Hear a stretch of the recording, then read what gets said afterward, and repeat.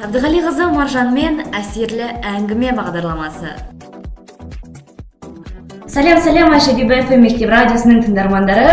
Дәл қазір менің жанымда біздің лицейіміздің сүйікті ұстаздарымыздың бірі Тайтиева Жайдарым апай. Бүгінгі тақырып 29 қаңтар интернетсіз бір күн деген тақырыпқа арналады. Жайдарым апай, студиямызға қош келдіңіз. Қош көрдік, рахмет шақырғандарыңызға, өте қуаныштымын.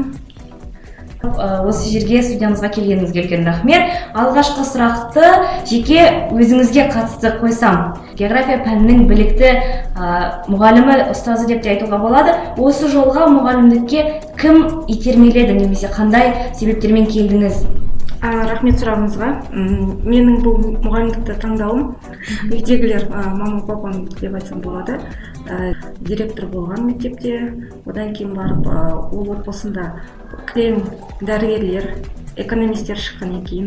Одан кейін менің папамның қарындастарының бесеуі мұғалім. Сол мұғалімдіктің тағы да жалғастырушысы ретінде біздің енді үйде отбасымызда біз төртеуміз. Соның бірі маған осы мұғалімдік бұйырыпты. Сол мұғалімдікке сен бар деп бірінші бағыт берген менің үйдегі мамам мен папам болатын. Жауабыңызға үлкен рахмет, қанағаттандық деп ойлаймын. Осы лицейде жұмыс істеп жүрген ардагер ұстаздардың бірісіз. Даңғыл сара жолда қандай қызықты оқиғалар болды? Қызықты оқиғалар әрине көп болды.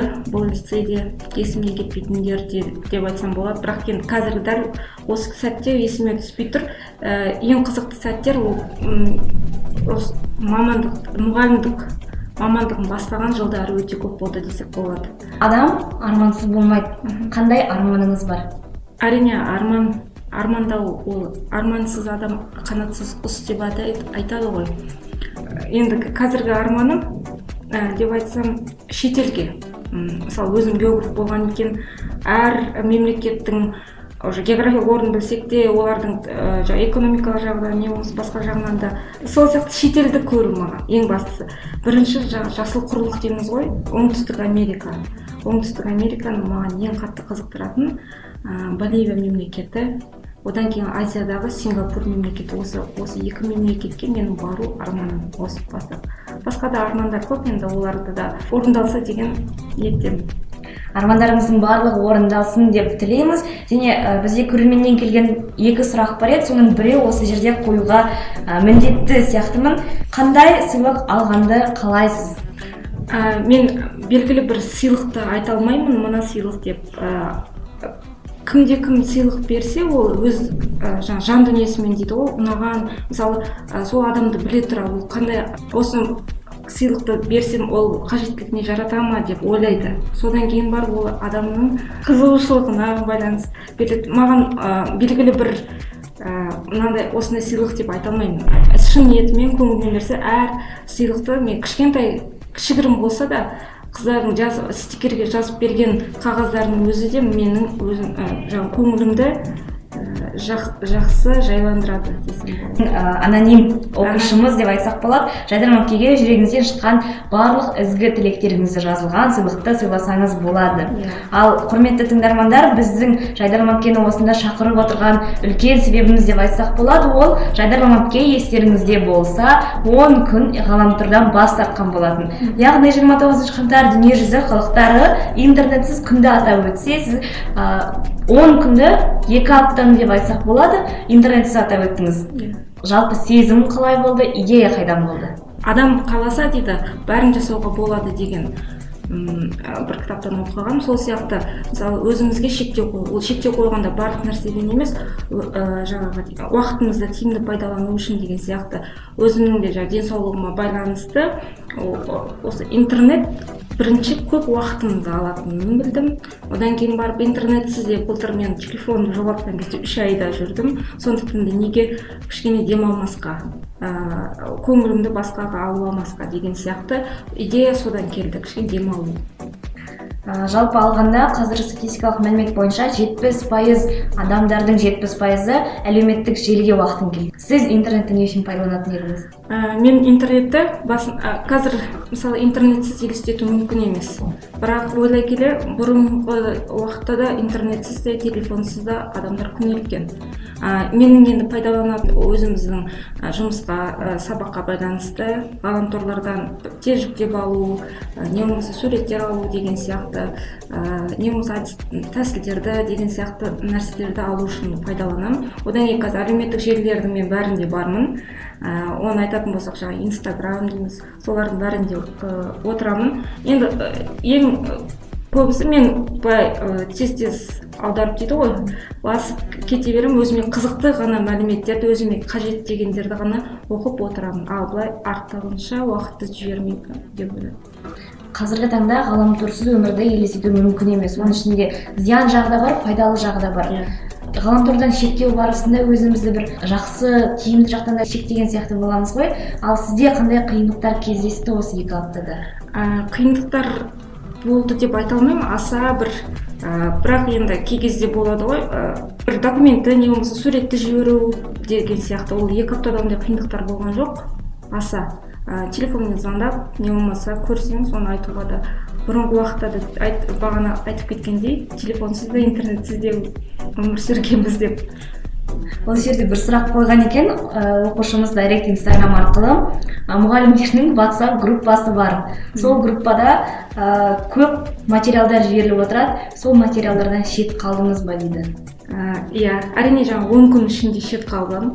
Мұғалімдер бөлмесіне барған кезде бір нәрсені сұрап жатыр, сізді іздеді, қай жақтан деп, сөйтіп басқа мұғалімдер арқылы біліп отырдым. Сол кезде шет қалғандарым бар.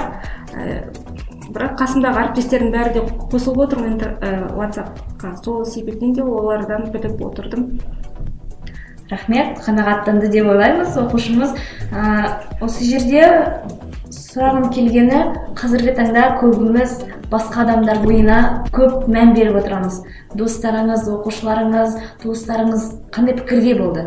Қызықты уақыттар болды менің достарым. Кірмей кеттім ғой, содан кейін барып звондап тұр, сен тағы да телефоныңды жоғалтып алдың ба деп айтады. Жоқ, жоғалтып алған жоқпын, оқымайсың ба, статусқа жазып қойдым ғой, не үшін екенін деп сөйтіп айтып жатым, бірақ ондай басқа қиындықтар болған жоқ. Рахмет. Ал Инстаграм парақшаңыз әрдайым бақылап отырамыз, өйткені ең қызық парақшалардың бірі. 3 кітап оқыдым деп бөлісіпсіз. Қандай кітаптар, не туралы, қандай ой түйдіңіз? Иә, рахмет. Қызықты көріп жатқандарыңыз болса, менің Инстаграм парақшамнан сол 10 күннің ішінде алдында да оқып жүрген, кітап оқу негізі уақыттың келуіне байланысты көп уақыт бөле алмаймын. Сол себептен де осы 10 күннің ішінде де интернетке кірмегендіктен кітапты толықтай біреуін оқып шықтым. Оның бірі әйгілі жаңағы көп аудиторияларды жинайтын американдық Брайан Трейсидің өз ойыңды өзгерт, бірінші дейді, ойыңды өзгерт, одан кейін өзіңді өзгертуге мүмкіндік бар деген. Сол туралы кітапты оқып шықтым. Не үшін де жаңа мен басында айтып кеттім ғой, интернетті неге бас тарттым. Осы кітапты бастаған кезде адам бәрін жасай алады. Енді жасай алмайтын адам қолынан келмейтін дүниелер де бар, бірақ мына таңда қазіргі бәрін де адам өзіне жасай алатынын сендірсе дейді, өз ойымен ойлап. Сонда ғана адам өзінің өмірінде, одан жұмысынан да, басқа отбасынан да табыс табуға болады деп айтады. Сол сияқты осы кітапты айтсам болады. Брайан Трейсидің. Одан кейін барып, екінші кітабым, ол да орыс тілінде болды. Біз жазда семинарға барғанда Астана қаласында, сол жерде Нұрордада жұмыс жасайтын ағылшын тілінің мұғалімі Нұрлан Иманғалиев деген. Сол кезде сол ағайдың өзі бізге нұсқау ретінде осы кітапты оқысаңыздар, сіздер мысалы оқушымен тікелей байланыстамыз ғой, педагог болғаннан кейін призвание деген кітап, Робинсон Кеннің. Сол кітапты тоже сол кезде моментте айтты, жүктеп алыңыздар PDF форматта, оқысаңыздар өте жаңа оқушылардың потенциалы дейді ғой, ашуға мүмкіндік беретін бірден бір мұғалім дейді. Сол жерде сол кітапты енді әлі толық оқып біткен жоқпын, бірақ шынында да мұғалімнің көптеген сол мысалы біз көп білмейтін жақтарымыз бар оқушыларды сол бақылай отырып сыртынан не болмаса олармен тікелей сөйлесу арқылы не болмаса жеке жаңа сөйлесу дейді ғой, сол арқылы оқушының да басқа сан қырлы жағын ашуға болады деген екен. Одан кейінгі кітап ол Шыңғыс Айтматовтың ғасырдан ұзақ күн деп аталатын. Тыңдармандарымызға осы кітаптарды оқуға мен де кеңес беремін, өйткені өзім де қызығып кеттім ол кітаптарды оқуға. Барша тыңдармандарымызға осы интернеттен бас тарту жайлы кеңес беретін бе едіңіз? Әрине беремін. Интернеттен бас тарту деген мүлдем тарту емес, шектеу қою. Мысалы, бір күн болсын, не болмаса бір күннің өзінде оянғаннан кейін не болмаса мысалы 5 пен 6-ның арасында отырамын, не болмаса 10 мен 11-дің арасында отырамын деген сияқты уақыттарын өздері тиімді пайдаланатын болса, ол бірінші өздеріне жақсы деп ойлаймын. Екіншіден, ол денсаулықтарына да. Мысалы біз телефоннан өте қатты біз радиация аламыз. Ол да денсаулыққа өте зиянды деп ойлаймын. Біріншіден, екіншіден ол көздеріміз қазіргі таңда көптеген осы интернет телефонда жақын ұстағанның әсерінен көзімізге де нашар өзінің әсерін тигізеді. Осыны айтсам болады. Әрине ол интернетсіз бір күн эстафетасын бастағанға да дұрыс болатын еді. Әрине ол өздеріңіз үшін деп айтсақ тиімді болар еді. Олай болса тыңдармандарымыз, егер денсаулықтарыңызды сақтап, уақыттарыңызды тиімді өткізгілеріңіз келсе, Жайдар Мамкеннің кеңесіне сүйеніп, интернетсіз бір күн акциясын бастайық. Сөзіңіз аузыңызда.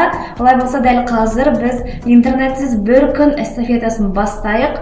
Эстафетаны жүрегіңіз қалаған бір адамға осы жерде табыс етіңіз. Кімнен бастасақ болады? Бірінші жерде. Интернетті көп пайдаланатын кісіден бастайық. Интернетті көп пайдаланатынның бірі Зәуре Аманжоловна деп айтуға болады, бірақ ол кісі интернетсіз елестете алмайды өзінің күнін. Сондықтан ол кісіге ауыртпашылық түсірмес үшін Жансаяпке деп бастайық.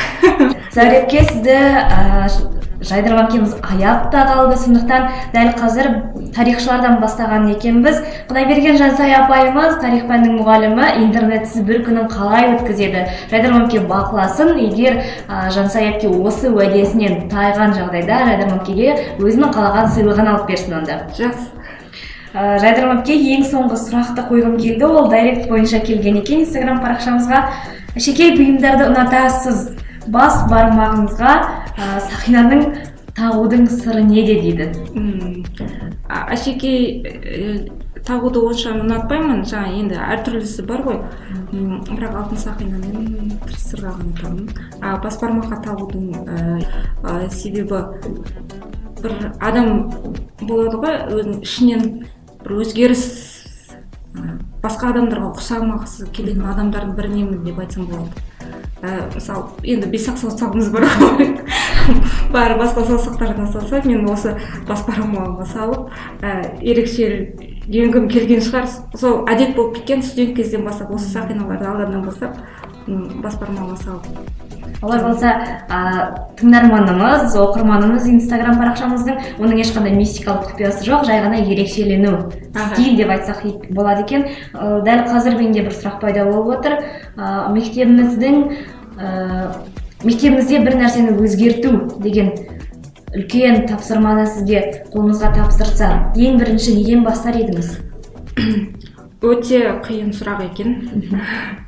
Енді өзгертуге қазір біз өзіміз белгілі бір жүйемен жүріп жатырмыз ғой. Мынаны өзгертер едім деп айта алмаймын, бірақ енді өзімнің пәніме, не болмаса өзімнің кабинетіме өзгеріс енгізуге болады. Ең бастысы бірінші ол өзгеріс революция деп танымай, оны бір кішкене ғана жүйеге келтіру.